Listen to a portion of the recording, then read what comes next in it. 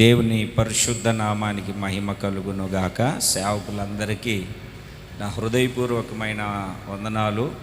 ఈరోజు మన ధ్యానం అంతా సామెతల గ్రంథములోనే మనం ధ్యానించుకున్నాం. సామెతల గ్రంథము 14వ అధ్యాయము 28వ వాక్యాన్ని, సామెతల గ్రంథము 14వ అధ్యాయము 28వ వాక్యాన్ని మనం చదివినప్పుడు, జన సమృద్ధి కలుగుట చేత రాజులకు ఘనత వచ్చును, జనక్షయము రాజులకు వినాశనము, నాశనము. జన సమృద్ధి కలిగితే రాజుకు ఘనత కలుగుతుంది. జనక్షయం అంటే జనము తగ్గిపోతే రాజునకు వినాశనము, నాశనము. సంఘంలో చూడండి, ఒక 100 మంది ఉన్నారనుకోండి, పోనీ ఒక 30 మంది ఉన్నారు, ఒక 40 మంది ఉన్నారనుకోండి. మన సంఘంలో ప్రతి ఆదివారం 40 మంది వస్తున్నారు. వస్తూ సడన్గా ఒక 30 మంది ఆగిపోతే, 30 మంది ఆగిపోతే అంటే మనం వాక్యాన్ని గుర్తుపట్టాలి. మనకు దేవుడు జన సమృద్ధిని దయచేయబోతున్నాడు. జన సమృద్ధిని దేవుడు ధారాళంగా దయచేయబోతున్నాడు. జన సమృద్ధి మనకేం కలగజేస్తుంది అని అంటే, అటు సంఘములోను, అటు సమాజములోను, ఇటు సేవకుల మధ్య మన సంఘం పెరుగుతూ ఉంటే, జన సమృద్ధిని దేవుడు మనకు అనుగ్రహించి నూతన ఆత్మలను దేవుడు పంపుతూ ఉంటే, జనము అభివృద్ధి చెందుతూ ఉంటే ఘనత కలుగుతుంది, మనకు ఘనత కలుగుతుంది. మీరు బాగా గమనించండి, భక్తిలో తక్కువే, వయసులో తక్కువే, సీనియారిటీలో తక్కువే, అన్నిటిలో తక్కువే. మరి మ్యూజిక్ చేస్తాడో తెలియదు, కానీ అప్పుడప్పుడు సంఘం కట్టుంటాడు. మనం 15 సంవత్సరాలు ఉంటే సంఘం కట్టుకున్నాం, అతను 3 సంవత్సరాలు ఉంటే సంఘం కట్టుకుంటాడు. మనకేమో కొంతమంది వస్తారు. మనకి ఎందుకంటే వాక్యానికి వ్యతిరేకంగా ఏదైనా చేయాలంటే మనకు మనసు ఒప్పదు. అందుకే మన దగ్గర జనాలు కూడా ఉండరు. వాడు తలొగ్గుతాడు, కూరగాయలు తీసుకొస్తాడు, ఏమేం చేస్తాడు, మన కులం అంటాడు. మనం అనలేము ఆ మాటలు. మనం ఒకటి బాయ్ అంటాం. మనం అనలేము ఆ మాటలు. వాడికి సంఘం పెరుగుతుంది. మనకేమో ఆ 15-30 మంది ఉంటారు, వాడికేమో 100-150 మంది ఉంటారు. వాడిని చూడండి ఎంత ఘనపరుస్తూ ఉంటారో. కొన్ని ప్రార్థనలో మనతో మోకాళ్ళ మీద ఉండి ప్రార్థన చేయగలుగుతాడా? మనంత ఉపవాస ప్రార్థనలు చేస్తాడా? మనంత ఆత్మచేత నింపబడి, భాషల్లో నింపబడి ప్రత్యక్షత ఉందా? మనలాగా వాక్యం చెప్పగలుగుతాడా? ఏదో సొల్లు మాటలు తప్ప. ఇక్కడ ఒక వ్యత్యాసాన్ని గమనించాలి. అతనికి వచ్చిన అతడు సమకూర్చుకున్న జనాన్ని బట్టి అతనికి ఏం కలుగుతుంది? ఘనత కలుగుతుంది. ఒక 30-40 వేలు పెట్టి మీటింగ్ చేయగలడు. మనం ఉపవాస ప్రార్థనలు పెట్టుకొని, మన సహవాసంలో ఉన్న సేవకులను పిలుచుకొని వెళ్ళేటప్పుడు ఒక 500 ఇవ్వడానికే మనం 60 సార్లు ఆలోచన చేస్తుంటాం. ఇది వాస్తవమా కాదా? అప్పా చేయలేము, చేస్తే ఎలా తీర్చాలో మనకు దారులు లేవు. అయితే దేవుడు ఈ నెల మొదలుకొని ఏం చేయబోతున్నాడు అని అంటే, జన సమృద్ధిని దేవుడు నీకు దయచేయబోతున్నాడు. 66వ కీర్తనలో మీరు ఒక మాటను చదువుతారు. 12వ వాక్యాన్ని చదవండి. 66:12. నరులు మా నెత్తి మీద ఎక్కునట్లు చేసితివి, నిప్పులల్లోనూ నీళ్ళల్లోనూ పడితిమి, అయినను సమృద్ధి గల చోటికి మమ్మను రప్పించి ఉన్నావు. దేవునికి స్తోత్రం కలుగునుగాక. ఏ చోటికి రప్పించి ఉన్నావు? సమృద్ధి కలిగినటువంటి చోటికి రప్పించి ఉన్నావు. సమృద్ధి కలిగిన చోటికి రప్పించి ఉన్నావు. ఒకటి, సమృద్ధిగా జనాలను నీ సంఘానికి దేవుడు రప్పించబోతున్నాడు. జనులు నీ నెత్తి మీదకి ఎక్కేటట్లుగా చేశాడు. ఇది వాస్తవమే. నిప్పుల్లో పడ్డాము, నీళ్ళల్లో పడ్డాము. నిప్పులు అంటే శోధనలు, నీళ్ళు అంటే శ్రమలు. శోధనలను అనుభవించాము, శ్రమలను అనుభవించాము. శ్రమల చేత కొట్టబడ్డాము, శోధనల చేత ఈడవబడ్డాము. ఒకవైపు సాతాను శోధిస్తే, మరొక వైపు ఆ శోధనకు యోబును అప్పగించినట్లుగా దేవుడు కూడా మనల్ని అప్పగించి, ఏంటి నేను సమర్పించుకొని వచ్చాను కదా, ఎందుకు నాకు ఇలా జరుగుతుంది అన్నటువంటి చాలా సందర్భాల్లో కుమిలి ఏడ్చిన రోజులు మన జీవితంలో లేకపోలేదు. సేవ చిన్నదైనా, పరిచర్య చిన్నదైనా, దేవుని పిలుపు దర్శనం మాత్రం మహోన్నతమైనది, అత్యున్నతమైనటువంటిది. దేవుడు మనకిచ్చినటువంటి ఆ ఉన్నతమైనటువంటి పిలుపు. ఎన్ని బాధలు అనుభవించామో ఒక్కొక్క సేవకుడి గుండెల్లో చెరగని అక్షరాలు ముద్రించబడినట్లుగా ఆ ముద్రలు ఉన్నాయి.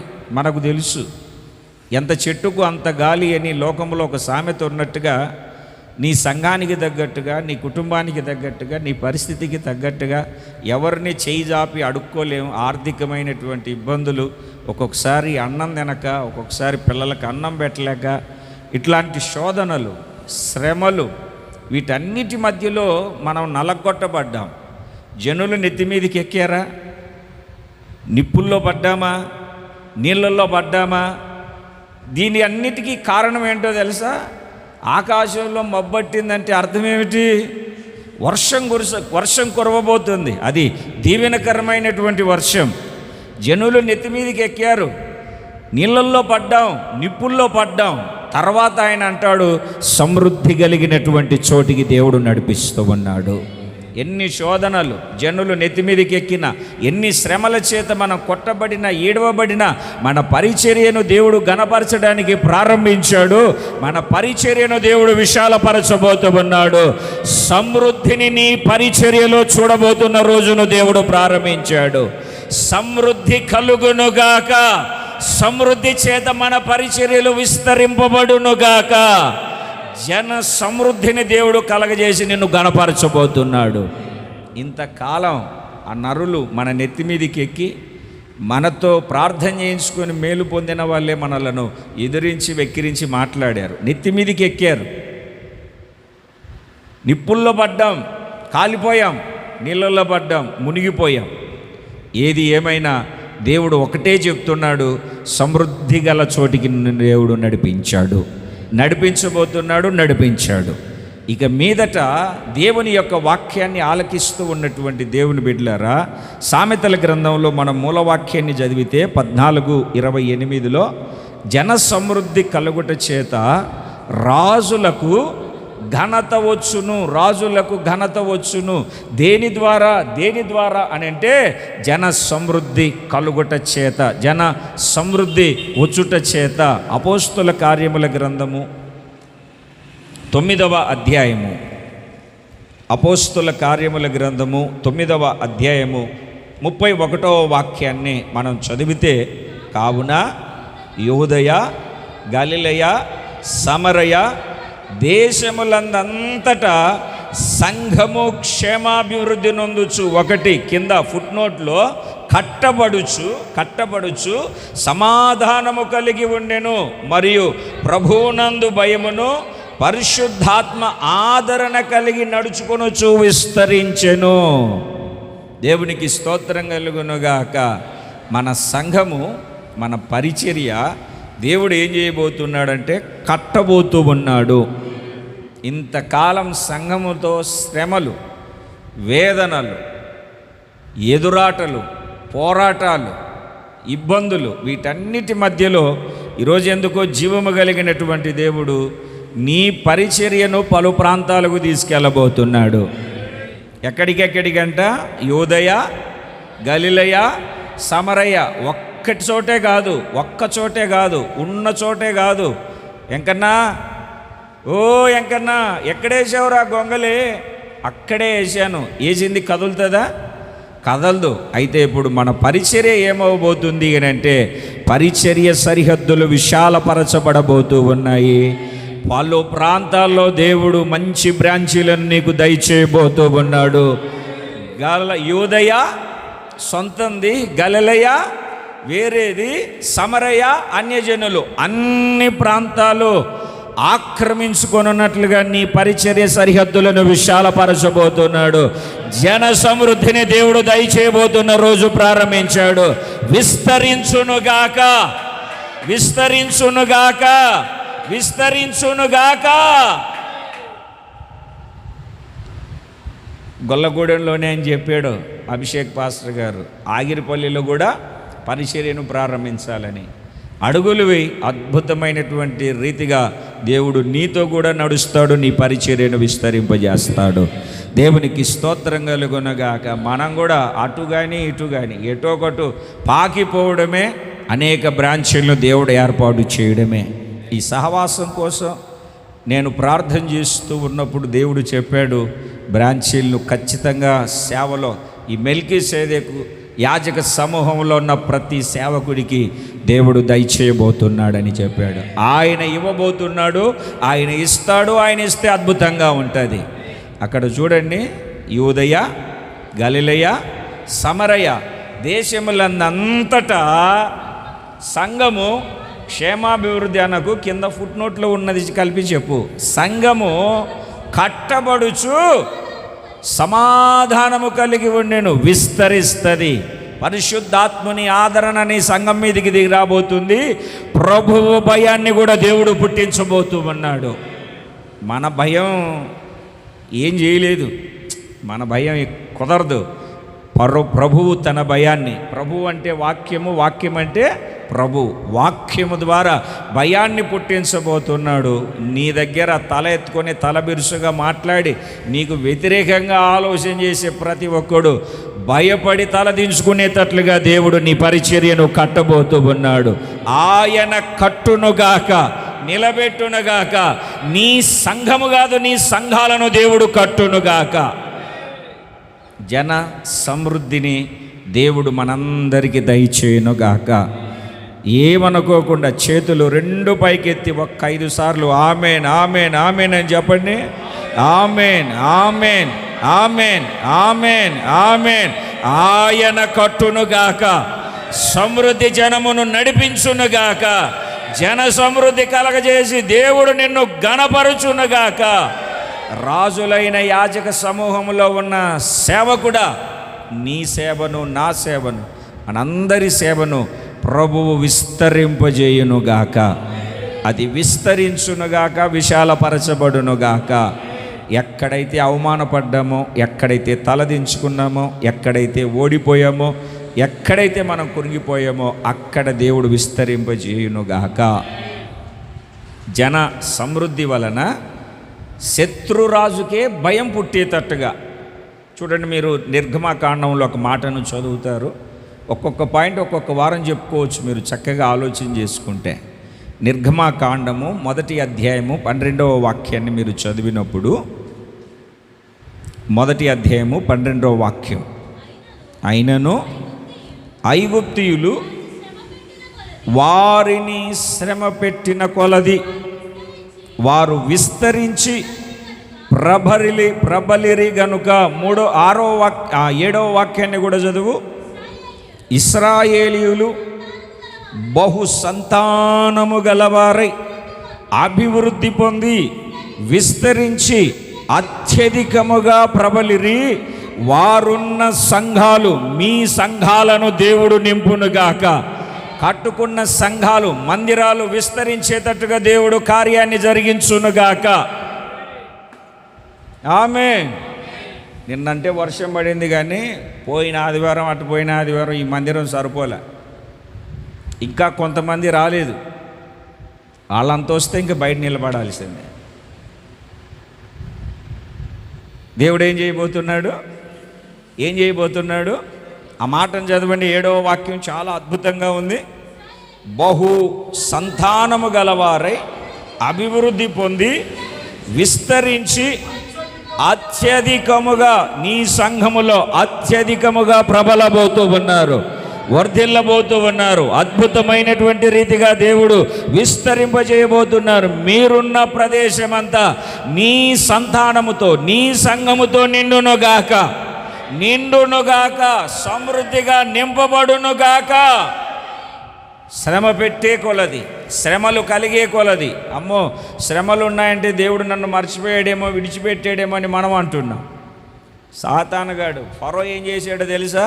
వాళ్ళు పుట్టక ముందే పీక బిసికేసేసి చంపేసేయమంటున్నాడు. వాళ్ళు తల్లి గర్భములో నుండి ద్వారంలో నుండి బయటికి రాకముందే, శబ్దం రాకముందే పీక బిస్కేమని మంత్రసానులకి చెప్పాడు. ఆగిందా? విస్తరణ ఆగిందా? అభివృద్ధి ఆగిందా? ఎంతమంది వెళ్ళారు వాళ్ళు ఐగుప్తు దేశానికి? ఆ పై వాక్యాలు చదవండి. 70 మందా అన్నా? 70 మంది వెళ్ళారు. 70 మంది వెళ్ళారు. వచ్చేటప్పుడు ఎంతమంది అని చదువుతున్నాం మనం బైబిల్లో? 6 లక్షల మంది కాల్బలము, పాదచారులు, పాదాలతో నడిచేవాళ్ళు 6 లక్షల మంది. ఎంతమంది అన్నా? ఇప్పుడు మీరు ఒక్కరు వచ్చారు, మీ ఇంట్లో ఫ్యామిలీ ఎంత? మీ భార్య, మీరు, మీ భార్య, పిల్లలు 2. మరి రాజశేఖర్ అయితే 3. అంతేనా కాదా? ఇప్పుడు అట్లా లెక్కేసుకుంటే మళ్ళీ తల్లిదండ్రులు టోటల్గా 6 లక్షలకు 5 కలిపితే 6 5లు 30, పోనీ 20. వెళ్ళిందేమో 70 మంది, బయటికి వచ్చేదేమో ఎంతమంది ప్రబలారండి, ఎంతమంది విస్తరించారండి, ఎంతమంది అభివృద్ధి. వాళ్ళున్న ప్రదేశం చాలేదు, ఐగుప్తీయుడికి భయం పుట్టింది. దేవుని బిడ్డలారా, ఇంకా శ్రమ పెడతామని చూశాడు, ఇంకా ప్రబలి విస్తరిల్లారు. మన శ్రమ, అందుకే అదే అంటాడు పౌలు గారు, మా శ్రమ మీకు మహిమ. ఒక సేవకుడి శ్రమ సంఘానికి మహిమ.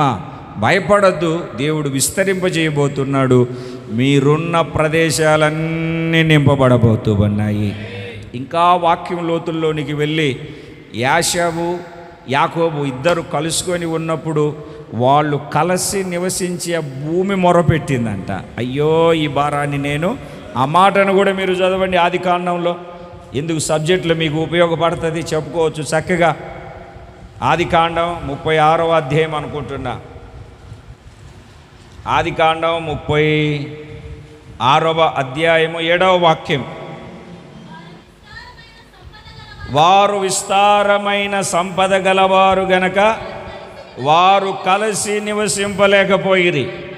వారి పశువులు విశేషమై ఉన్నందున వారు పరదేశులై ఉండిన భూమి వారిని భరించలేకపోయింది. సహనానికి, భరించడానికి చెప్పుకునే ఆనవాళ్ళు ఏమైనా ఉన్నాయంటే ప్రకృతిలో భూమి భరిస్తుంది కదా, మనం కూడా భరించాలని చెప్తూ ఉంటారు. భూమే భరించలేకపోయిందట. ఎవరు భరించలేకపోయారు? భూమే భరించలేకపోయిందట. ఎందుకు అని అంటే దేవుడు వాళ్ళని ఆశీర్వదించిన ఆశీర్వాదం, అది పైనుండి వచ్చిన ఆశీర్వాదం. ఈ భూమి వాళ్ళు నివసిస్తున్న ప్రాంతము భరించలేకపోయింది. నీవు నేను సేవ చేస్తున్నటువంటి ప్రాంతంలో విస్తారమైనటువంటి సంఘాలను దేవుడు దయచేయునుగాక. జన సంద్రమును సముద్రములాగా, ఒక సునామీలాగా దేవుడు నడిపించునుగాక. నడిపించబోతున్న దేవునికి మహిమ కలుగునుగాక.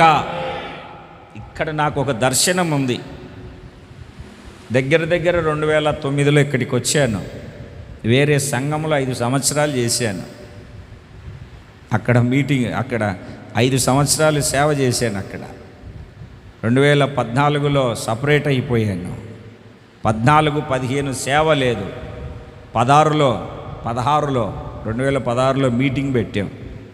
అప్పుడు సతీష్ అనే కొర్నిపాడు నుండి బీరకాయలు, టమోటాలు అవన్నీ తీసుకొని వస్తే దాంతో కూర చేశాం. ఆయన లేకుంటే కొంచెం ఆ కూర కూడా అయ్యేది కాదు. అటువంటి పరిస్థితుల్లో మనదే పెద్ద సౌండ్ సిస్టమ్ అప్పుడు. అటువంటి పరిస్థితి. ఈరోజు దేవుడు ఒక ఇంట్లో పెట్టేవాళ్ళు, ఒకరు వచ్చేవాళ్ళు. ఈరోజు దగ్గర 2-3 గ్రామాల్లో నుండి దేవుడు తీసుకొని వస్తూ ఉన్నాడు. దేవునికి స్తోత్రం కలుగును గాక. దేవుని బిడ్డలారా, ఎందుకు ఈ మాటను చెప్తున్నానంటే, దేవుడు దర్శనం ఇచ్చాడు, నిలబెట్టాడు, ఇక్కడ ఉండమన్నాడు, నువ్వు ఉన్న చోట నిన్ను నిలబెట్టాడు, నిన్ను తీసుకొని వచ్చాడు. తీసుకొని వచ్చిన దేవుడే నిన్ను ప్రబలేటట్లుగా, విస్తరించేటట్లుగా, పెక్కు జనం అయ్యేటట్లుగా దేవుడు కార్యాన్ని జరిగించబోతున్నాడు. ఒక గుంపును దేవుడు నీకు అప్పగించబోతున్నటువంటి రోజును ప్రారంభించాడు. ఆయన మాత్రమే అప్పగించునుగాక. ఆమేన్. జన సమృద్ధి కలుగుట చేత రాజునకు ఘనత, నీకు జన సమృద్ధిని దేవుడు కలగజేసి నిన్ను, నీ పరిచర్యను, నీ కుటుంబాన్ని, నీ పిల్లలను దేవుడు ఘనపరుచునుగాక. ఘనపరిచే కార్యాన్ని దేవుడు జరిగించునుగాక. ఒక 3 మాటలు చెప్తాను నేను సామెతల గ్రంథంలోనే. మొట్టమొదటి చదువుదాం. సామెతల గ్రంథము 27వ అధ్యాయము 27వ వాక్యాన్ని చదువుదాం.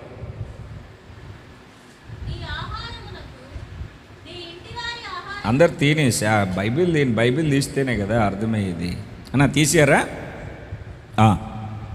చదవమ్మా. నీ ఆహారమునకు, నీ ఇంటివారి ఆహారమునకు, నీ పనికత్తెల జీవమునకు మేకపాలు సమృద్ధి అగును. మేకపాలు సమృద్ధి అగును. పాలు సమృద్ధి అగును.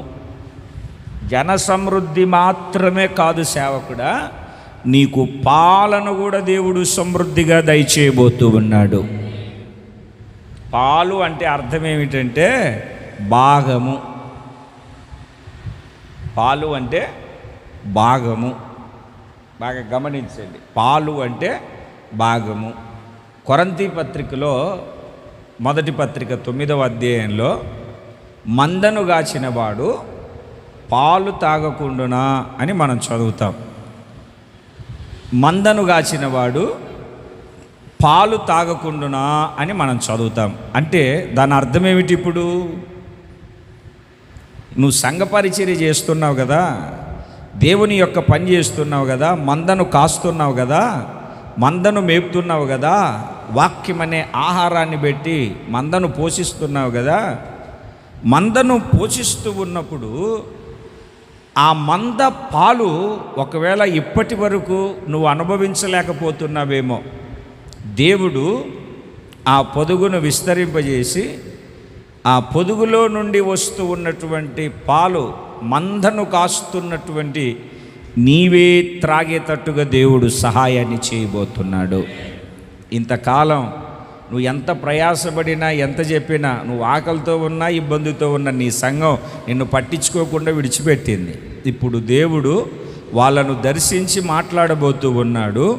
వాళ్ళు ప్రతి దాంట్లో, ప్రతి ఖర్చులో, ప్రతి పనిలో, ప్రతి పరిచర్యలో, నీ పోషణలో, నీ బాగోగులు చూసుకునే విషయంలో పాలి భాగస్తులుగా దేవుడు దర్శించబోతూ ఉన్నాడు. వాళ్ళను ప్రేరేపించి పురిగొల్పబోతూ ఉన్నాడు. అన్ని విషయాలలో భాగము కలిగినటువంటి వ్యక్తిగా నువ్వు ఉందవగాక. మేకపాలు ఏమవుతాయంట? మరలా చదువు ఒక్కసారి, చాలా బాగుంది ఆ మాట. ఆ దానికంటే కూడా 26, 27 2 కలిపి చదువు. నీ వస్త్రాల కొరకు. దేని కొరకండి? ఇదే వాక్యాన్ని సతీష్ అన్న దగ్గర చెప్పాను నేను. ఆ రోజు ప్రార్థనలు చేసి టైం ఎక్కువైపోయింది, భోంచేసి మళ్ళీ కూర్చున్నాం వాక్యం చెప్పడానికి. మీరందరూ ఎవరు లేరు. ఉన్నావు నువ్వు లేవు. అప్పటికి స్టార్ట్ అవ్వలేదు. వీళ్ళు ఎవరు లేరు. ఇదంతా కొత్త సంతానం. ప్రార్థనలకు టైం చాలక 3 అయింది, 2:30 అయింది. భోంచేసి మళ్ళీ కూర్చొని మళ్ళీ ఒక 40 నిమిషాలు ఎంతసేపు నీ పశువుల స్థితి అని అక్కడ వాక్యం చెప్పాను. దేవునికి స్తోత్రం కలుగును గాక. దేవుని బిడ్డలారా, బాగా గమనించండి వాక్యాన్ని. చదువు తల్లి. దేనికోసమండి? వస్త్రముల కోసము. గొర్రె పిల్లలు ఉన్నాయి. క్రయధనము కోసము పొట్టేళ్ళు సరిపోతాయి. ఆహారమునకు, నీ ఇంటి వారికి, నీకును నీ ఇంటి వారికి. ఇప్పుడు మీటింగ్కి వచ్చేవనుకోండి, నువ్వు తింటావు. మీటింగ్కి వచ్చేవనుకోండి, నువ్వు తింటావు. ఇప్పుడు మీటింగ్కి వచ్చావు, అంతో ఇంతో గంజో సంగటో పెడతావు, నువ్వు తింటావు. మరి ఇంట్లో అక్కడ వాక్యం చూడండి. నీ ఆహారమునకును, నీ ఇంటి వారి ఆహారమునకును. మాకే ఆహారం లేదంటే, మా ఇంటికి ఆహారం లేదంటే మళ్ళీ పని వల్ల ఇంట్లో దేవుడు ఇస్తున్నాడేమో. గట్టిగా చెప్పు, తప్పేముంది? నాకేం అవసరం లేదులే అని మాత్రం పొరపాటున అనొద్దు.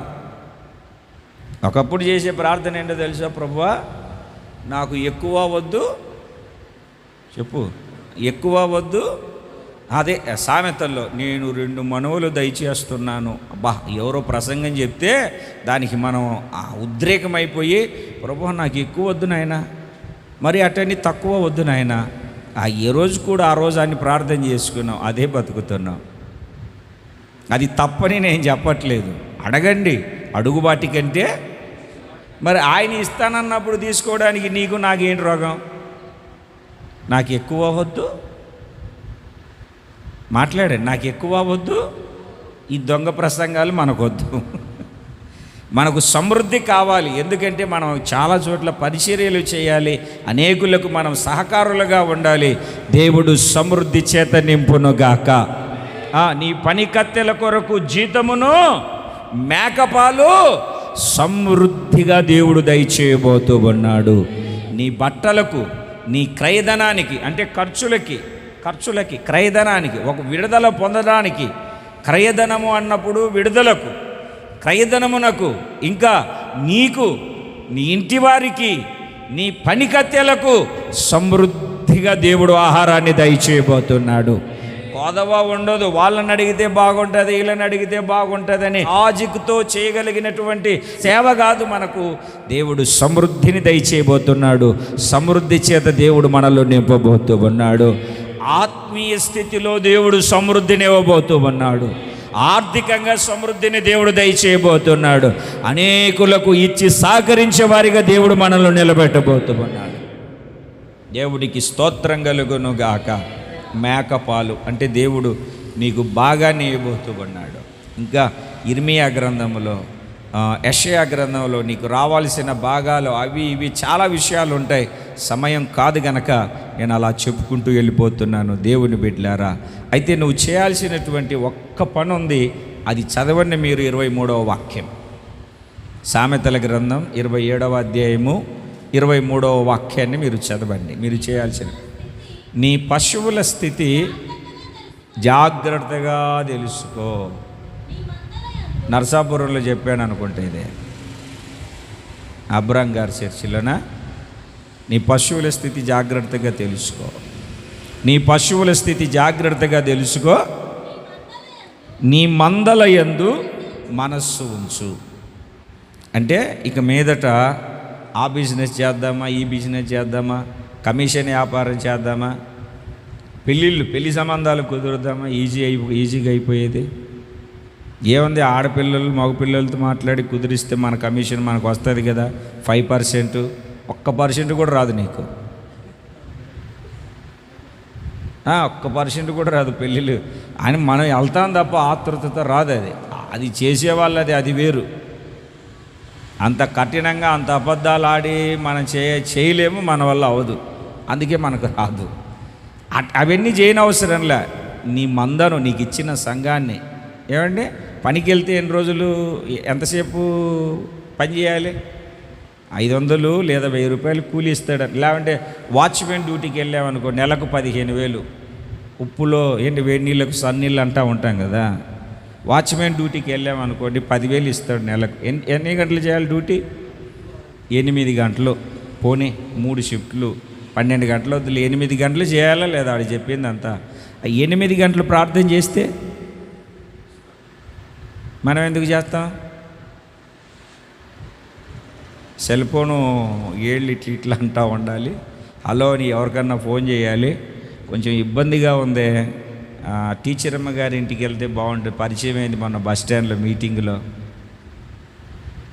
8 గంటలు పనికి వెళ్తే 1000 రూపాయలు వస్తుంది, పోనీ 500 వస్తుంది.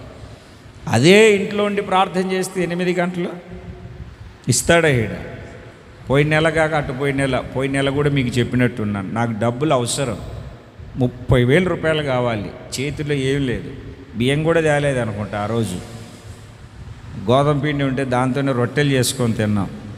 డబ్బులు కావాలి, 30,000 కావాలి. 2వ తేదీ వస్తుంది ఈఎంఐలు, 1వ తేదీ నైట్ 12 గంటలకల్లా ఉండాలి, లేదంటే 900 చెక్ బౌన్స్ అయిపోతాయి. ఏంటి ప్రభువా అని ప్రార్థన చేస్తూ ఉంటే 30వ తేదీ దేవుడు ఇచ్చాడు. ప్రార్థనే కాకపోతే భయం లేదు. డబ్బులు కావాలి, లోపలేమో ఒకడు కొట్టుకుంటుంటే ఇంకొకటి ఆ డిప్ప మీద ఒకటే కూల్ డౌన్, కామ్ డౌన్, మీకు స్టేటస్ లేడు, కామ్ డౌన్ ఇంకొకటి చెప్తాడు. ప్రార్థన ఒక్కరోజు ముందే దేవుడు సమకూర్చాడు. ఎందుకు నేను ఈ మాటను చెప్తున్నానంటే, అటు తిరిగి ఇటు తిరిగి మనం కృంగిపోయేదానికంటే మోకాళ్ళ మీద ఉండి మనం ప్రార్థన చేస్తే, ఏమండి, ఏదో మనం సేవలోకి వచ్చామని కాదు, ఒక పనిలాగా, ఒక డ్యూటీలాగా, ఒక ఉద్యోగంలాగా, ఏదో తప్పదు కదా అని ఒక అధ్యాయం చదివి, ఏదో తప్పదు కదా అని 5:30కు లేచి స్తోత్రం ప్రభు అని మరలా బ్రష్ అరగంట వేసి, ఆ బ్రష్ చేస్తేనే సెల్ ఫోన్ చూసుకుంటూ స్టాటలు చూసుకుంటూ నాకు ఎన్ని లైక్లు వచ్చాయి, మనమందరం, మీరనే కాదు మనమందరం, నన్ను కూడా కలుపుకుంటున్నాను, ఎంత వచ్చాయి ఏంటి, అసలు ఏ ఊరు వెళ్తే బాగుంటుంది, ఎక్కడికి, ఇవి కాదు. నేను అక్కడ వాక్యం చెప్తుంది, నీ పశువుల స్థితిని జాగ్రత్తగా తెలుసుకొనుము, నీ మందల మీద మనస్సు ఉంచుము. మంద మీద ఉంచాలి కానీ 100 మీద కాదు. నా పిల్లలు ఎట్లా, ఏమి లేదు, నాకు ఏమీ లేదు, జీరో. నా తల మీద 10 రూపాయలు పెట్టి ఏమిటండి 5 రూపాయలకు కొనమన్నా 7 కొండు, నాకు ఏమి లేదు, జీరో. బంధువులు లేరు, గిందులు, వాళ్ళతో సత్సంబంధాలు కూడా చాలా తక్కువ.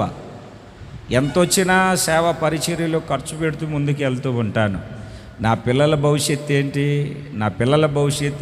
సేవకు వచ్చిన రోజు నుండి ఎప్పుడు ఆలోచన చేయలే, అది రాకుండా ఉండునుగాక. ఆమెను చెప్పండి, దీనికి తప్పేమీ లేదు. ఎందుకో చెప్పనా, వాళ్ళ విధానాన్ని బట్టి దేవుడు వాళ్ళని నడిపించుకుంటూ వెళ్తున్నాడు. నాకు కావాల్సింది నాకు ఇచ్చు, ఏ రోజుకు ఎప్పుడు ఏది కావాలో దేవుడు అది ఇచ్చుకుంటూ వెళ్తున్నాడు. ఒక్కటే, నన్ను ఏ ప్రాంతంలో దేవుడు నిలబెట్టినా, ఏ సంఘములో నిలబెట్టినా, ఆ సంఘములో దేవుని వాక్యానుసారంగా న్యాయం చేసుకుంటూ వచ్చాను. మిమ్మల్ని కూడా దేవుడు బలపరుస్తాడు, స్థిరపరుస్తాడు. మీ మనస్సు 100 మీద కాదు, మంద మీద. నీ పశువుల స్థితి జాగ్రత్తగా గమనించు, సమృద్ధిగా మేకపాలను దేవుడు నీకు దయచేస్తాడు. దేవునికి స్తోత్రం కలుగునుగా.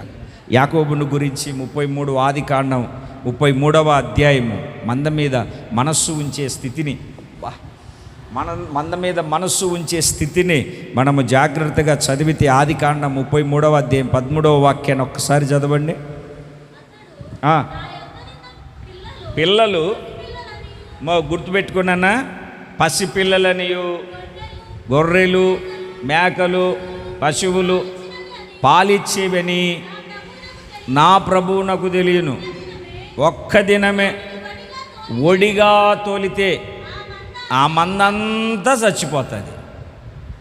చూడండి, మంద మీద తన మనసు ఎట్ట పెడుతున్నాడు. నా దగ్గర ఉన్న మంద ఏంటి, మామూలు మంద ఉంది, పసిపిల్లలు ఉన్నాయి, పాలిచ్చేవి ఉన్నాయి, అన్నిటిని కలిపి ఒకే తాటి తోలితే ఏమైపోద్ది? ఇప్పుడు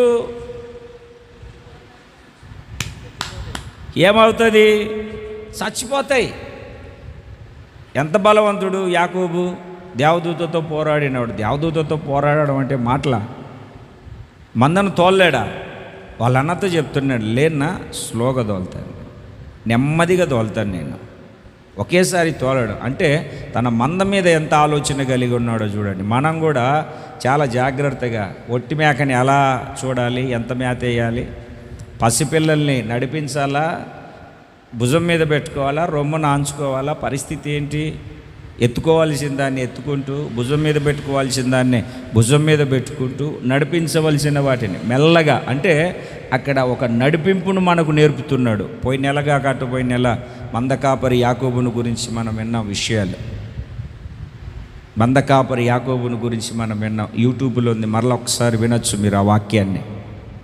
మందను నడిపించాలి. పేతురు కూడా అదే చెప్తాడు. పేతురు రాసిన మొదటి పత్రిక 5వ అధ్యాయము 2వ వాక్యములో ఏమని చెప్తాడో తెలుసా? పేతురు రాసిన మొదటి పత్రిక 5వ అధ్యాయం 2వ వాక్యాన్ని మనం చదివితే, బలంగా గాక దేవుని చిత్త ప్రకారము ఇష్టపూర్వకముగాను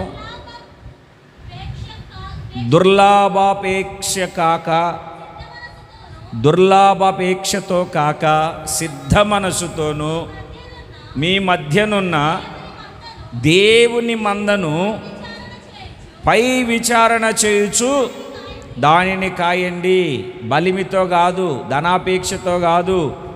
ఈరోజు మీటింగ్కి వెళ్తే, ఈరోజు మీటింగ్ పెడితే కేజీ మాంసం తెప్పించి 100 రూపాయలు, 100 కాదులే తప్పు, 100 ఆశించే సేవకుడు ఎవడున్నాడు. 2000 ఇవ్వాలి కానుక, లేకుంటే శాపం వస్తుందని చెప్పి. అర్థమైందని? దుర్లభాపేక్షతో కాక, తిండిపోతుతనంతో కాక, ధనాపేక్షతో కాక, మందను ఎలా కాయాలంటే ఆ రకంగా కాస్తూ జాగ్రత్త కలిగి మనం నడిపించబడుతూ ఉండాలి. దేవునికి స్తోత్రం కలుగును గాక. జలగకు 2 పిల్లలు. మొదటి దాని పేరు ఇమ్ము, రెండవ దాని పేరు ఇమ్ములాగా పట్టి పీడించడం కాకుండా మందను వాళ్ళ స్థితిని బట్టి మనం నడిపించాలి. అప్పుడు దేవుడు మనలను బలపరుస్తాడు. సిమోన్తో కూడా అదే అంటాడు. సిమోను పేతురు, నువ్వు నన్ను ప్రేమిస్తున్నావా?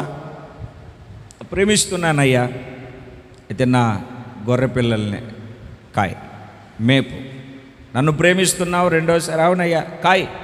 మూడవసారి నా గొర్రెళ్ళు కాయ్.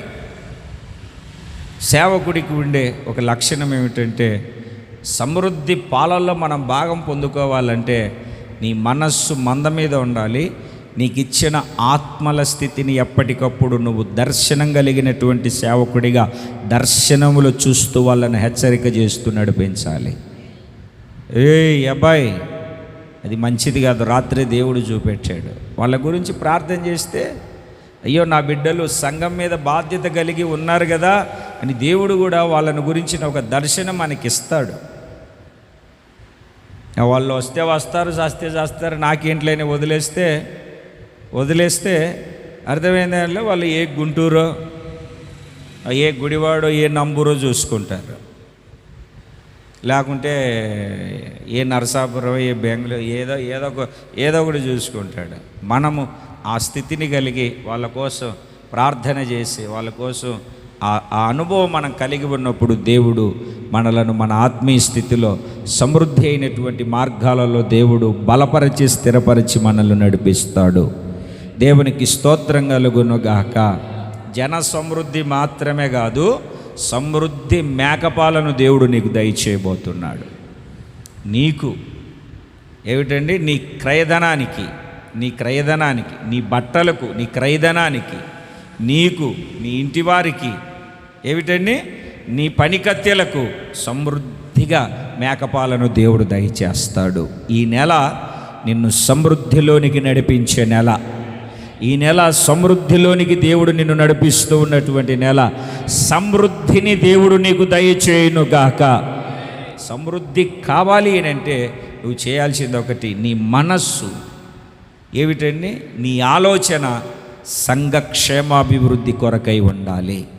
సంఘం మీద నువ్వు ఆలోచన, సంఘాన్ని ఎలా మేపాలి, ఎలా రాకడకు సిద్ధపరచాలి, సంఘాన్ని పరిశుద్ధతలోనికి ఎలా తీసుకొని రావాలి అన్న కసితో, కాంక్షతో కరములు చాపి కరుణామయిని వేడుకుంటూ మందపైన నీ మనస్సును పెట్టి నువ్వు ముందుకు సాగు. ఆ మందపాలే దేవుడు సమృద్ధిగా నీకు పట్టించబోతూ ఉన్నాడు. సమృద్ధిగా దేవుడు దయచేయబోతున్నటువంటి రోజు. సామెతల గ్రంథములో 2వ విషయాన్ని చెప్తాను. మొదటిది సమృద్ధి మేకపాలు, రెండవది సామెతల గ్రంథము 12వ అధ్యాయము 11వ వాక్యం. సామెతల గ్రంథము 12వ అధ్యాయము 11వ వాక్యం. తన భూమిని సేద్యపరుచుకుని వానికి ఆహారము సమృద్ధిగా కలుగును. ఆహారము సమృద్ధిగా కలుగును. మరలా ఒక్కసారి,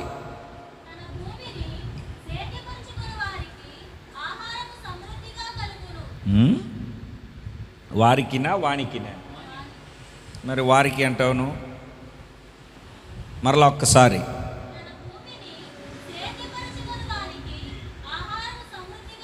సమృద్ధిగా. నేను చెప్పాను కదండి, మనం సమృద్ధిని అనుభవించబోతున్నాం. జన సమృద్ధిని దేవుడిస్తాడు. ఆ జన సమృద్ధిని మనం పొందుకోవాలి అని అంటే సమృద్ధి మేకపాలు ఇస్తాడు. ఆ మేకపాలను మనం అనుభవించాలంటే మన మనస్సు మంద మీద మనకిచ్చిన సంఘపు స్థితిని జాగ్రత్తగా తెలుసుకోవాలి. వాళ్ళు అడక్క మునిపే నువ్వెందుకో బాధల్లో ఉన్నావు, సమస్యల్లో ఉన్నావు, దేవుని ప్రార్థన చేద్దాం రాని వెళ్ళి వాళ్ళ ఇంటికి వెళ్ళి ప్రార్థన చేసి ఆ మందను మనస్సు పెట్టి జాగ్రత్తగా నువ్వు చూస్తూ ఉంటే మేకులు పెట్టి కొట్టినా లక్షలు ఇస్తానన్నా నేను విడిచిపెట్టి పొరపాటును కూడా వెళ్ళరు. పశువుల స్థితిని జాగ్రత్తగా గమనించాలి. తర్వాత మనం ఇక్కడ ఏం చదువుతున్నాము అని అంటే తన భూమిని అంటే తన సంఘం, భూమి అంటే సంఘం అను, తన సంఘాన్ని ఏం చేసుకోవాలి? సేద్యపరుచుకోవడము అని అంటే అర్థం ఏమిటంటే పొలాన్ని చక్కదిద్దుకోవడం, దాంట్లో కలుపు లేకుండా, పిచ్చి చెట్లు లేకుండా. మీరు చదువుతారు కదా విత్తు అనే ఉపమానంలో, కొన్ని విత్తనాలు ఎక్కడున్నాయి? త్రోవ పక్కన పడ్డాయి. అసలు ఆ పొలంలోనికి త్రోవ ఎందుకు వచ్చింది? పొలంలో మధ్యలో త్రోవ ఎందుకు వచ్చింది? నలుగురు నడిస్తేనే కదా, నలుగురు నడిస్తేనే త్రోవ అవుతుంది. అంటే ఆ సంఘంలో నీవే ఆన్ని పిలిచి ఈయన్ని పిలిచి పిలవకూడనోని కూడా పిలిచేసి అవకాశం ఇచ్చి వాడు తొక్కుంటే వెళ్ళిపోయాడు. అక్కడ విత్తనాలు చల్లితే ఏం పండుతుంది అక్కడ? అబ్బా పెద్ద పాస్టర్ అయినా ఇంకో పాస్టర్ అబ్బో వీరుడు సూర్యుడు అని ఆటో కట్టించి తీసుకెళ్ళిపోయాంగా. మనకిచ్చిందేమో షూటు, తీసుకున్నదేమో మన దగ్గర 20 మంది ఉంటే 10 మంది ఆయనే లాక్కొని వెళ్ళిపోయాయి. నలుగురికి అవకాశం ఇవ్వబట్టే కదా పొలంలోనికి త్రోవ ఏర్పడింది. దాన్ని దున్నేయాలి బాగా. రెండవది రాతి నేలలో పడ్డాయి. ఇప్పుడు రాళ్ళన్నీ ఏం చేయాలి? మనం ఏరి పక్కన పడేయాలి. తర్వాత ముళ్ళ పొదలు బాగా ఎదిగాయి కానీ అణిచివేస్తున్నాయి. ఇప్పుడు ఆ ముళ్ళ పొదలను ఏం చేయాలి మనం అంటే ఆ పొలాన్ని విత్తనాలు చల్లే ముందు మనం చేయాల్సిన పని ఏమిటి? చక్కగా సేద్యం చేయాలి. చక్కగా సేద్యం చేసి దాన్ని సాగు చేసి చదును చేసి ఎక్కడ ఎంత లెవెల్ పెట్టాలో పెట్టి ఎగుడు దిగుడుగా ఉన్నటువంటి భూమికి అప్పుడు కన్నీరు అన్నటువంటి నీళ్లు పెడితే చల్లినటువంటి వాక్యం అనే విత్తనాలు ఫలిస్తాయి. 100 ఫలాన్ని ప్రతి చోట మనము పొందుకోగలుగుతాము. 4 త్రోవ పక్క, రాతి నేల, ముళ్ళ పొద, మంచి నేల.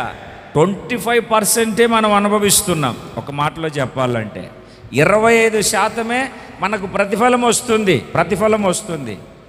100% ఎందుకు రావట్లేదంటే సేద్యం చేయట్లేదు. ఏం చేయట్లేదు? నాలాగా ఎవరు పిలిస్తే అక్కడికి, ఏ సంఘానికి పిలిస్తే అబ్బో తెగ తిరిగానండి బాబు. అసలు పరిచయం ఉన్నోడు, పరిచయం లేనోడు, అర్థమైందండి. ఇప్పుడు ఫేస్బుక్లో పలాన్ డేట్ అని కానీ నేను 2010లోనే పెట్టేవాడిని. 2010-11 ఆ టైంలోనే ఫేస్బుక్లో పెట్టేవాడిని నెల ప్రోగ్రామ్ అంతా. అర్థమైందండి. అకౌంట్లన్నీ పోయినాయి అవి. అప్పుడే పెట్టేవాడిని నేను ఖాళీ లేక. దేవునికి స్తోత్రం కలుగునుగాక. ఏమిటండి ఈస్ట్ గోదావరి, మరలా వెస్ట్ గోదావరి, ఒక్కొక్క మీటింగ్ 3, ఒక్కొక్క రోజు 4 చోట్ల వాక్యం చెప్పిన 4 మీటింగుల్లో వాక్యం చెప్పిన రోజులు కూడా ఉన్నాయి. పిలుచుకున్నారు, చెప్పుకున్నారు. ఏం ప్రయోజనం? తిన్నావా, సచ్చావా? కరోనా వచ్చిన తర్వాత నువ్వు బతుకున్నావురా బాబు అని అడిగిన వాళ్ళు కూడా లేరు. కరోనా టైంలో మీటింగ్స్ క్యాన్సిల్ చేసుకున్న రోజులు, ఆ మీటింగ్ పిలిచినవాడు కూడా నువ్వు బతుకున్నావు వచ్చే సంవత్సరం పిలవడానికని చేసినవాడు కూడా లేడు. ఎందుకు? మనకిచ్చిన పొలాన్ని అప్పుడుంటే అబ్బా నాకు కొంచెం ఆలోచన కలిగింది. అప్పటి నుంచి సంఘం మీద, పరిచర్య మీద మనస్సు పెట్టాలని. అదే ప్రారంభం నుండి పెట్టుకుంటే ఈ పాటికి నాకు ఒక విస్తారమైన గుంపు ఉండేది. మన పొలాన్ని మనం సేద్యం చేసుకోవాలి. మనకిచ్చిన పొలాన్ని సాగు చేయాలి. కానీ పక్కోడి పొలంలోకి వెళ్ళి పుల్లలు కొడితే ఆడికి లాభం, కానీ మనకు ప్రయోజనం ఏముంది? మన ఆత్మల్ని, మనకిచ్చినటువంటి సంఘాన్ని దాన్ని సేద్యం చేస్తే, దానికోసం ప్రయాసపడితే, దానికోసం మనం ప్రాకులాడితే సమృద్ధిగా ఆహారం వస్తుంది, కడుపులో నీళ్లు కదలకుండా. చూడండి, బండ్లు వేసుకొని వెళ్ళి ఆ ఊరు వెళ్ళి ఈ ఊరు వెళ్ళి కింద పడి కాళ్ళు ఎరగొట్టుకొని ఏం ప్రయోజనం?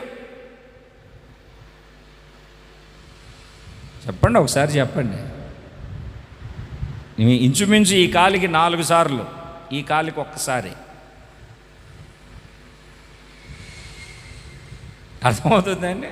మీటింగ్ చెప్పి వస్తున్నాను, అయ్యో ఆకు వీళ్ళు ఎవరో పడిపోయారు, అమ్మో అని గట్టిగా బ్రేకులు వేసి ఒక పక్కకు ఒరుగుతుంది కదా, అటు ఒరిగితే కాలు పెట్టుకున్నాడు, అనుకున్నోడు వచ్చి కొట్టాడు, నా బండి ముందు పడ్డోడి బండి ఎక్కింది, ఈ కాలు ప్యాంటు మొత్తం ఇంతలో వాసిపోయింది.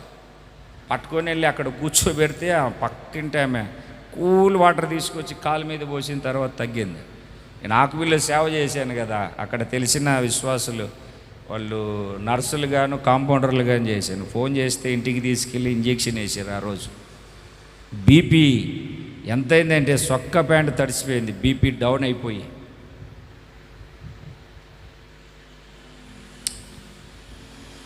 దేవునికి స్తోత్రం. అదే మన పరిచర్యలో, మన సంఘంలో, మన పరిచర్య కోసం, మన సంఘం కోసం, మన పొలాన్ని మనం దున్నుకుంటే, ఇదే సామెతల గ్రంథం 28:19 తన పొలము సేద్యము చేసుకొని వానికి, అబ్బా ఇంకేం కావాలండి, కడుపు నిండా అన్నము దొరుకును, వ్యర్థమైన వాటిని అనుసరించు వారికి పేదరికం అంతా ఇంత కాదు. తన పొలమును మర్చిపోయింది, తన పొలమును. ఇప్పుడు మనమేం చదివేమో ఇందాక మూలవాక్యం, తన భూమిని సేద్యపరుచుకుని వానికి ఆహారము సమృద్ధి. ఇక్కడేం చదువుతున్నాము? తన పొలమును సేద్యం చేసుకుని వానికి కడుపు నిండా. ఏం సీనన్నా, ఎంత? కడుపు నిండా, తక్కువేముండదు, సమృద్ధి. కడుపు కాలదు, కడుపు మాడదు, సమృద్ధి ఆహారము దొరుకుతుంది. 128:2 కీర్తనల గ్రంథంలో నిశ్చయముగా, 128వ కీర్తన 2వ చరణంలో నిశ్చయముగా నీవు నీ చేతుల కష్టార్జితం. సంఘం నీకు ఇచ్చాడు కదా, నీకు ఆత్మలను అప్పగించాడు కదా, ఎందుకు దాంట్లో నుండి నీకు సమృద్ధి రావట్లేదంటే నువ్వు దానికోసం కష్టపడట్లేదు, సేద్యం చేయట్లేదంటే కష్టపడట్లేదు. పిచ్చి మొక్కలు ఉన్నాయి, త్రోవ ఉంది, రాళ్ళు ఉన్నాయి, ముళ్ళ పొదలు ఉన్నాయి, అక్కడ ఉన్నాయి, వాటిని అణిచివేస్తున్నాయి. పంట రాకుండా మనసు పెట్టాలి కదా. మరి సమృద్ధి పంటను కొయ్యాలంటే పిడికేడు విత్తనాలు చేత పట్టుకొని కన్నీళ్లు విడుచుచు విత్తువాడు సంతోషగానాలతో పనను మోసుకొని వస్తాడు. మరి కన్నీరేది? విత్తనాలు విత్తాలంటే బీడు భూముల్లో విత్తనాలు విత్తితే పంట వస్తుందా? దున్నాలి కదా దాన్ని బాగా. దానికోసం ఉపవాస ప్రార్థనలు, అంటే ప్రత్యేకమైన ప్రార్థన కూడికలు, ఇవన్నీ ఏర్పాటు చేసుకొని, అర్థమవుతుందండి. తప్పుగా అనుకోవద్దు. నన్ను పిలిచారు, నేను వెళ్ళాను అనుకుంటే నాలాగనే ఉంటుంది. సంఘం కట్టుకో, సమృద్ధి చేత నింపబడు, సంఘం కోసం ప్రయాసపడు. 15 సంవత్సరాల క్రిందట చేయగలిగే పరిచర్య ఇప్పుడు నేను చేయగలుగుతానా? బాక్స్ ఎత్తుకోలేను, సౌండ్ సిస్టమ్ పెట్టుకోలేను, అంతెందుకు సంఘంలో కూడా పెట్టుకోలేను మా వాళ్ళు లేకపోతే. నేను అప్పుడు ఓ భుజం మీద బాక్సు, సంచి, మళ్ళీ ఇంకొక సంచిలో యాంప్లిఫైయర్ తగిలించుకొని వెళ్ళిపోయేవాడిని ఎక్కడికి పడితే అక్కడికి. ఇప్పుడు ఆ చిన్న పిల్లడు, 5 నెలల పిల్లడు సైకిల్ మీద వెనకాల 2 సింగిల్ టోల్ బాక్సులు కట్టుకొని, యాంప్లిఫైయర్ తగిలించుకొని, డ్రమ్ము కట్టుకొని, సంఘం పెరిగిన తర్వాత సౌండ్ సిస్టమ్ బాక్సులు కట్టాయి అంటే తాళ్ళని దించేసేవాడు రాజశేఖర్. అవి ఎక్కడ కొనడానికి అయ్యేది కాదు. కానీ ఇవన్నీ తాళ్ళని దింపుతున్నారని ఎవరో సలహా ఇస్తే సైకిల్ షూపులు తీసుకొచ్చాము. ఇంకా దేవునికి స్తోత్రం కలుగునుగాక. తెస్సలోనికైలకు రాసిన 2వ పత్రిక 3:8. ఎవని యొద్దను ఉచితముగా ఆహారం పుచ్చుకోలేదు, భారముగా ఉండలేదు, ప్రయాసముతోనూ కష్టముతోనూ రాత్రింబగళ్ళు పని చేయొచ్చు జీవనం చేసాం. రాత్రింబగళ్ళు కష్టపడి. ఇంకా మీరు అపోస్తుల కార్యముల గ్రంథం 20వ అధ్యాయంలో తర్వాత చదువుకోండి. రాత్రింబగళ్ళు కన్నీళ్లు విడుచుచు మేము ప్రయాసపడ్డాము అని చక్కటి విషయాలు పౌలు గారు చెప్తారు. రాత్రింబగళ్ళు రాత్రింబగళ్ళు రాత్రింబగళ్ళు. ఇదే సామెతల గ్రంథము 14వ అధ్యాయం 4వ వాక్యం. త్వరగా వెళ్ళిపోదాం. కొన్ని రెఫరెన్సులు మీకు ఇవ్వాల్సిన అవసరం లేదు, ఇస్తే సబ్జెక్ట్ చెప్పుకుంటారు ఎప్పుడన్నాని. ఎద్దులు లేని చోట గాది యందు ధాన్యం ఉండదు. గాది అంటే సంఘం, ఎద్దు అంటే సేవకుడు. ఏ సేవకుడైతే ఎద్దులాగా కష్టపడతారో, ఏ సేవకుడైతే ఎద్దులాగా ప్రయాసపడతాడో, భూమిని దున్నడానికి ఉపయోగపడే సాధనం ఎద్దు. ఇప్పుడంటే ట్రాక్టర్లు వచ్చేయలే. ఎద్దు ఎద్దు ఏ ఇంట్లో అయితే ఉంటుందో, ఏ సంఘములో ఎద్దులాగా కష్టపడే సేవకుడు ఉంటాడో ఆ సంఘములో ధాన్యం ఉంటుంది. ధాన్యం అంటే వాక్యం ఉంటుంది. నువ్వు సంఘం కోసం ఎంత ప్రయాసపడతావో, ప్రత్యక్షత కలిగి ఎంత పోరాడతావో, దేవుడు ప్రత్యక్షత అంత ఇచ్చి వాక్యము చేత నిన్ను నింపుతాడు. నువ్వు నిలబడినప్పుడు వాక్యమే మాట్లాడతావు. నువ్వు యవనస్తురాలతో మాట్లాడినా, యవనుడితో మాట్లాడినా, ఎవరితో మాట్లాడినా నీ నోట వాక్యమే వస్తుంది. చతుర్లు, జోకులు, బూతులు, వ్యర్థమైన మాటలు రావు నీ నోట. వాక్యమే మాట్లాడగలుగుతావు. వాక్యముతోనే ముఖాముఖిగా చూడగలుగుతావు. వాక్యమే. ఎప్పుడు అంటే ఒక ఎద్దులాగా ప్రయాసపడడానికి నువ్వు సిద్ధపరుచుకుంటే, సంఘాన్ని అంటే నీ పొలాన్ని, నీ సంఘాన్ని నువ్వు ప్రయాసపడి సంఘం కోసం పాటుపడితే, ఎద్దులు లేని చోట గాది యందు ధాన్యం ఉండదు. ధాన్యం ఉండాలంటే ఎద్దులాగా ప్రయాసపడాలి. ఎద్దుల బలము చేత విస్తారముగా వచ్చుబడి సేవకుడా నీ ద్వారా సంఘానికి ఏం లాభం? నువ్వు ప్రార్థన చేస్తే ఎంతమంది స్వస్థత పొందుతున్నారు? నువ్వు వాక్యం చెప్తుంటే ఎంతమంది మనస్సు పురిగొల్పబడి వాక్యముతో రేపబడుతున్నారు, పాపము నుండి ప్రత్యేకించబడుతూ ఉన్నారు. నీ ద్వారా లాభం ఏమిటి సంఘానికి? నీ ద్వారా పరిచర్యకు ప్రయోజనం ఏమిటి? నీ ద్వారా విశ్వాసి ఏ దేవుని యొక్క మహిమను, కృపావరాలను, ఆత్మవరాలను పొందుకోగలుగుతున్నాడు? ఏం లాభం నీ ద్వారా? సేవకుడు నీ ద్వారా సంఘానికి ఏం లాభం? నా ద్వారా సంఘానికి ఏం లాభం అని నువ్వు వచ్చావు, ఎందుకు వచ్చావు, సంఘంలో ఉన్నావు, గొడ్డు చెట్టులాగా అని సంఘాన్ని అనడం కాదు. నా ద్వారా సంఘానికి ఏం లాభం? కనీసం నీ ద్వారా 10% పొందుకుంటే 1% అన్న నీకు సంఘంలో నుండి రాదా? వస్తుంది. నీవు దేవుని దగ్గర మహిమను పొందుకోవాలి, అది సంఘానికి పంచాలి.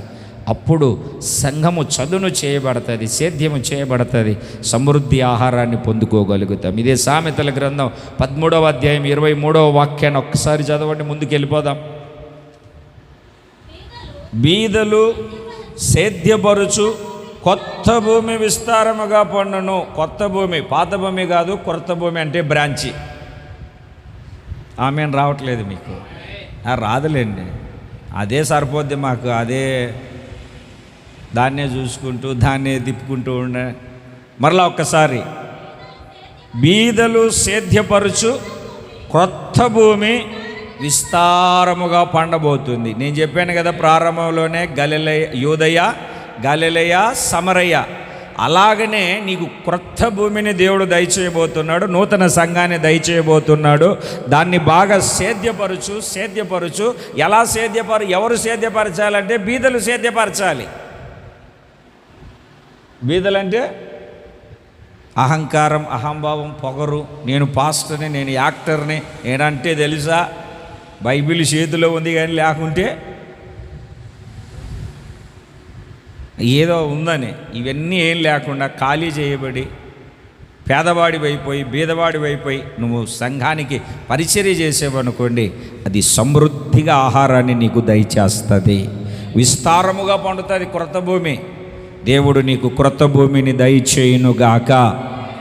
మొదటిది సమృద్ధి, జన సమృద్ధిని దేవుడు నీకు కలగ చేయాలి అని అంటే నీవు నీ మంద మీద మనస్సు ఉంచాలి. నీ పశువుల స్థితి జాగ్రత్తగా గమనించాలి. మేకపాలు సమృద్ధిగా ఇస్తాడు దేవుడు. రెండవది, సమృద్ధి ఆహారం కావాలంటే దున్నాలి. పిచ్చి మొక్కలు ఏమిటండి, రాయినేత, త్రోవ, ముళ్ళ పొదలు, వీటన్నిటిని తొలగించి నీ సంఘాన్ని క్లీన్గా, నీట్గా నువ్వు ఉంచుకోగలిగితే నీ పొలము విస్తారముగా పండుతుంది. మూడో విషయాన్ని చెప్పి నేను ముగిస్తాను.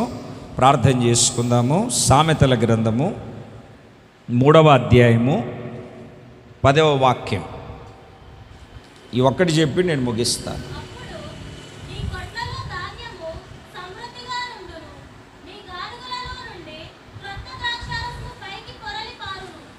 నీ కొట్లల్లో ధాన్యము సమృద్ధిగా ఉంటుంది. ధాన్యం మళ్ళా చదవండి, అందరూ చదవండి. బైబిల్ తెరుచుకొని ఆ సేవకులు అందరూ ఆ మాటను చదవండి. మొదటి నుంచి ఎప్పుడు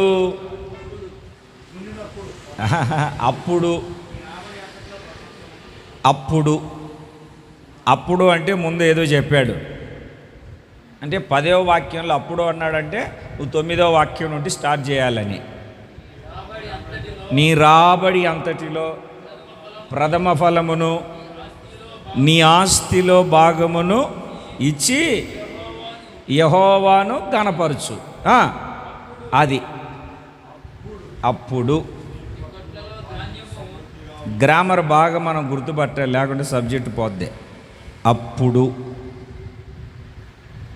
అంటే ముందు నువ్వు చేయాల్సింది ఒకటి ఉంది. అప్పుడు నీ కొట్టల్లో ధాన్యము సమృద్ధిగా ఉండును, నీ గానుగల్లో ద్రాక్షారసము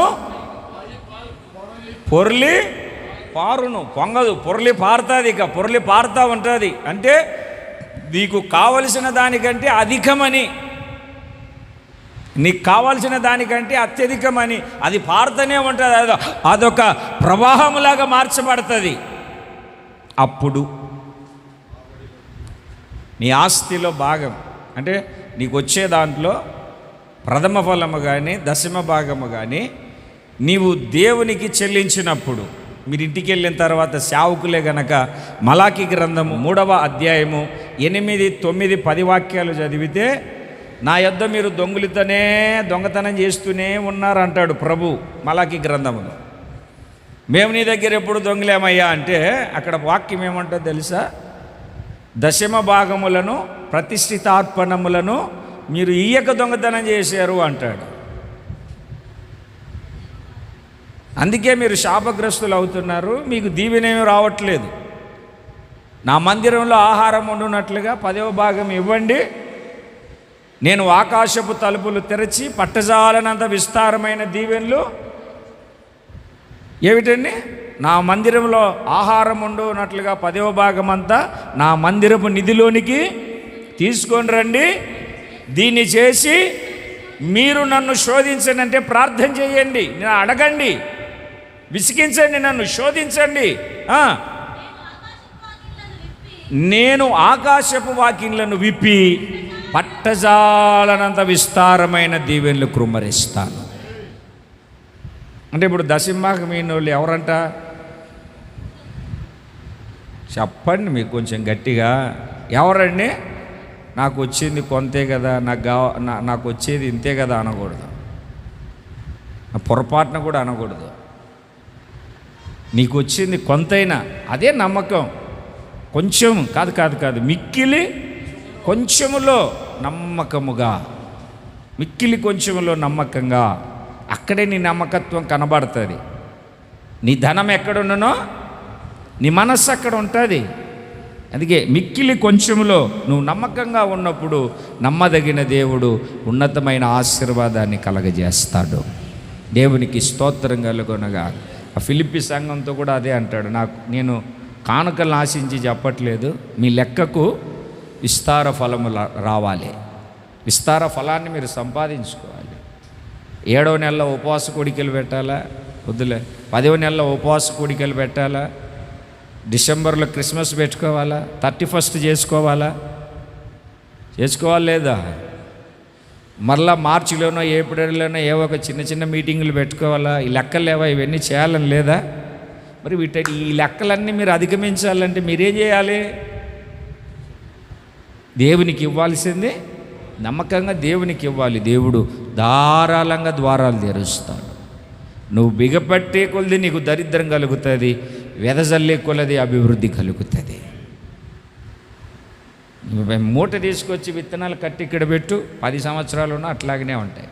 దాన్ని తీసుకెళ్ళి భూమిలో విత్తు, విస్తారమే. నువ్వు విత్తే కొలది నీకు పంట ఉంటుంది. పెద్ద సంఘాలు లేకపోయినా ఈరోజు నేను ఈ స్థితిలో ఉండడానికి గల కారణం ఏమిటంటే దేవునికి నమ్మకంగా, దేవునికి స్తోత్రం కలుగునుగాక. యాకోబు కూడా అదే అంటాడు చూడండి, ఆదికాండం 28:22.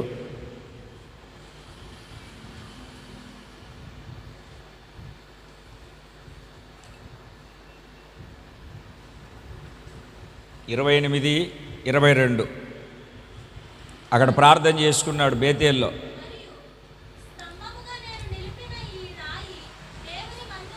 ఈ రాయి దేవుని మందిరమగును, మరియు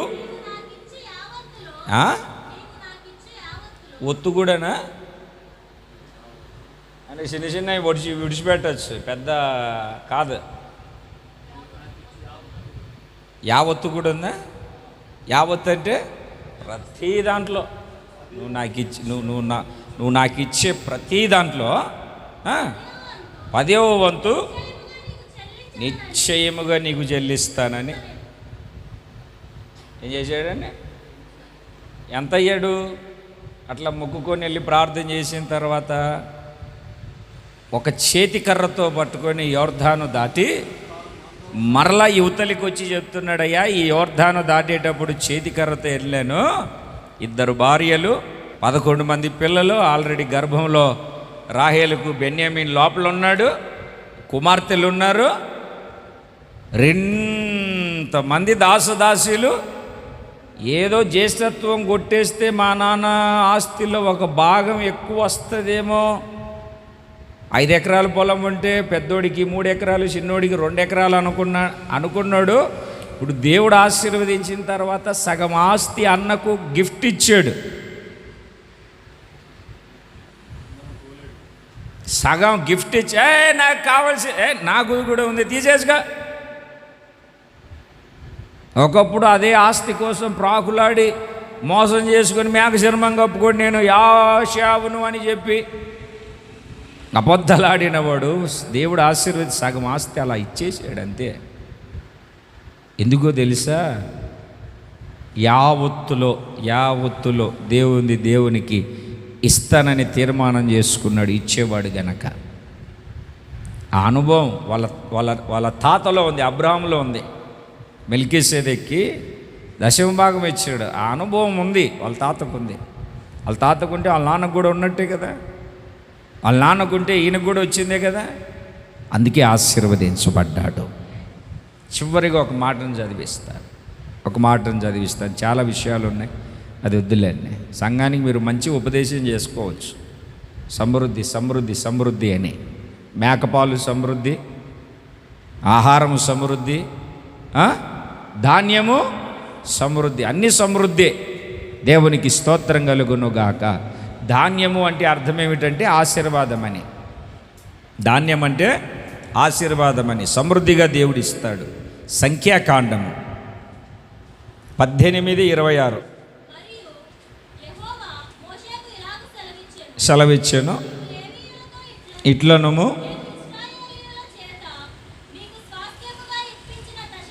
మీకు స్వాస్థ్యముగా ఇప్పించిన 10వ భాగమును మీరు వారి యొద్ద పుచ్చుకొనినప్పుడు మీరు దానిలో అనగా ఆ 10వ భాగమును యెహోవాకు ప్రతిష్ఠితార్పణముగా చెల్లింపవలెను. మళ్ళా చదవండి అందరూ, సేవకులందరూ. 18:26 లేవీయులతో ఇట్లనుము, స్వాస్థ్యముగా ఇప్పించిన దశమ భాగములో మీరు వారి యొద్ద పుచ్చుకొనినప్పుడు దానిలో అనగా దశమ భాగమును యెహోవాకు ప్రతిష్ఠితార్పణముగా చెల్లించాలి. మనం ప్రసంగాలు చేస్తున్నాగా బల్లగుద్ది దశమ భాగం ఎవరిది అనుకున్నాం? ఎవరిది? సేవకుడిది, దేవుడిది. దేవుడు సేవకుడికి ఇచ్చాడు అని. దేవుడు ఏం చెప్తున్నాడు? నేను వాళ్లకు స్వాస్థ్యముగా మీకు దశమ భాగాలు ఇచ్చాను. దశమ భాగంలో ఇప్పుడు నువ్వేమి ఇవ్వాలి? ఇవ్వద్దా? ఇప్పుడు చెప్పండి. జన సమృద్ధిని దేవుడు మనకు అనుగ్రహించబోతున్నాడు. 2 చేతుల పైకెత్తి ఒకసారి గట్టిగా దేవునికి స్తోత్రం చెబుతాం. కావాలా వద్ద జన సమృద్ధి? కావాలి. సమృద్ధి ఈరోజు దేవుడు నీకు ఆశీర్వాదం. మేకపాలు సమృద్ధిగా ఇస్తాడు.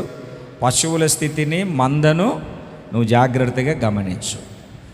రెండవది సమృద్ధి ఆహారం దేవుడు ఎప్పుడు ఇస్తాడంటే భూమిని సేద్యం చేసినప్పుడు. సంఘాన్ని పరిశుద్ధతలోనికి నడిపించాలి. సంఘంలో ఏ లోపాలు లేకుండా నీ ప్రార్థన, నీ వాక్య పరిచర్య, నీ త్యాగం, నీ ప్రతిష్ఠితను బట్టి సంఘాన్ని క్లీన్ అండ్ నీట్గా పెట్టాలి దేవుడు చూసినప్పుడు. మూడవది సమృద్ధి ఆహారం దేవుడు నీకు ఇస్తాడు. ఎప్పుడంటే నువ్వు దేవునికి ఇచ్చినప్పుడు, అప్పుడు నమ్మకంగా నువ్వు ఇచ్చినప్పుడు. ప్రార్థన చేసుకుందాం. సమృద్ధిని చేతబట్టుకొని ముందుకు వెళ్దాం. దయచేసి అందరూ తలలు వంచండి, కళ్ళు మూయండి. ఒక చిన్న ప్రార్థన చేసుకుందాం. ఈరోజు జీవం కలిగినటువంటి దేవుడు మనందరితో మాట్లాడిన వేళ, దర్శించిన వేళ, ఉన్నతమైనటువంటి కార్యాన్ని జరిగిస్తూ ఉన్నటువంటి వేళ అందరం ఒక్కసారి లేచి నిలబడదాం. చాలాసేపటి నుండి కూర్చొని ఉన్నాం కనుక ఒక్కసారి లేచి నిలబడదాం. లేచి నిలబడినటువంటి ప్రతి ఒక్కరూ నోరు తెరచి ఒక చిన్న ప్రార్థన చేసుకుందాం. కృపగలిగినటువంటి దేవుని సన్నిధిలో ఉన్నతమైన కార్యాలు దేవుడు జరిగించబోతున్నాడు. సమృద్ధి. నరులు మన తలపైకి ఎక్కిన, నిప్పుల్లో నడిచిన, నీళ్ళల్లో పడిన, ఎక్కడ పడినా సమృద్ధి కలిగినటువంటి చోటికి దేవుడు మనల్ని నడిపించబోతూ ఉన్నాడు. ఇప్పుడు మీకు సమృద్ధిని దేవుడు దయచేయబోతున్నటువంటి రోజు, సమృద్ధిని దేవుడు కలగజేయబోతున్నటువంటి రోజు ఈరోజు. అందరూ నోరు తెరిచి అందరం ఒక క్షణం ప్రార్థన చేసుకుందాం. దేవుని సేవ కూడా పరిచర్య సరిహద్దులను దేవుడు విశాలపరచబోతూ ఉన్నాడు. పరిచర్య ఎల్లలను దేవుడు విశాలపరచబోతూ ఉన్నాడు. ఒక గొప్ప కార్యాన్ని దేవుడు జరిగించబోతున్నాడు. నోరు తెరిచి అయ్యా ఇది ప్రార్థన చేసుకునే సమయం. ఒక్కసారి కళ్ళు మూసుకొని భారంతో ఒక్కసారి, ఎందుకు సమృద్ధి లేదు? ఎందుకు సమృద్ధిని అనుభవించలేకపోతున్నాం? ఎందుకు సమృద్ధి చేత మనం నింపబడలేకపోతున్నాం? ఎందుకు సమృద్ధి చేత మనం ముందు కొనసాగించబడలేకపోతున్నాం? ప్రార్థన చేసుకుందాం. అందరం ప్రార్థన చేసుకుందాం. నోరు తెరుద్దామా? ఈరోజు దేవుడు ఖచ్చితంగా మాట్లాడాడు. మేకపాలు సమృద్ధి, ఆహారము సమృద్ధి, ధాన్యము సమృద్ధిగా దేవుడు నీకు దయచేయబోతున్నటువంటి రోజు ఈరోజు.